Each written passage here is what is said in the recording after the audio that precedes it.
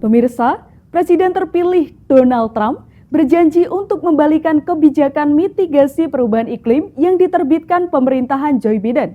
Ia juga mengatakan akan mengembangkan ekonomi Amerika Serikat dengan mengebor lebih banyak minyak. Informasi ini sekaligus menutup perjumpaan kita hari ini. Saksikan terus USM News hanya di USM TV. Saya Dena Miawati dan seluruh kru yang bertugas pamit undur diri. Terima kasih. Wassalamualaikum warahmatullahi wabarakatuh. Donald Trump berkampanye untuk mendorong produksi bahan bakar fosil AS. We will quickly become energy independent and we will frack and drill baby drill. We're going to drill baby drill and frack.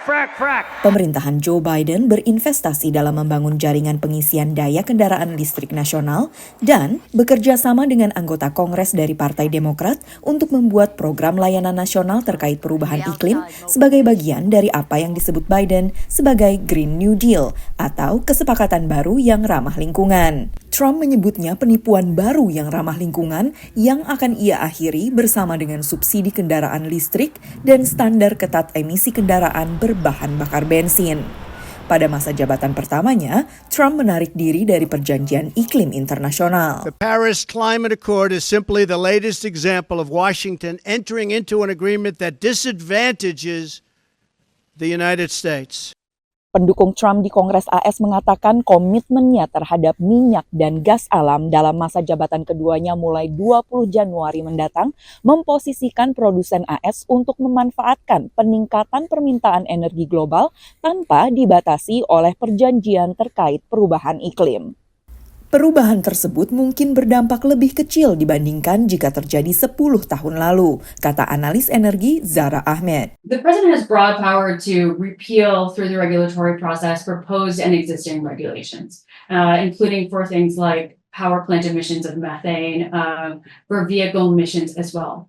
However, at the same time, consumers can choose to purchase a low emissions vehicle. States can choose to enact their own regulations about emissions as we see California do. So again, I think while the federal government is an incredibly powerful tool, that doesn't mean that we're at the end of climate action in the US. Pemerintahan baru memiliki banyak alasan untuk tetap terlibat dalam mendorong energi terbarukan, kata penasihat iklim nasional AS yang akan lengser Ali Zaidi. Most of those battery factories are built out in states with Republican governors. And they don't want those factories unplugged from their economies, and they don't want those workers laid off. They want this prosperity to continue. Rencana Trump untuk meningkatkan produksi minyak juga dinilai akan menemui beragam tantangan, termasuk dari perusahaan minyak yang tidak ingin harga minyak turun akibat produksi yang berlebihan. Dari Washington DC, Valdia Baraputri dan tim VOA.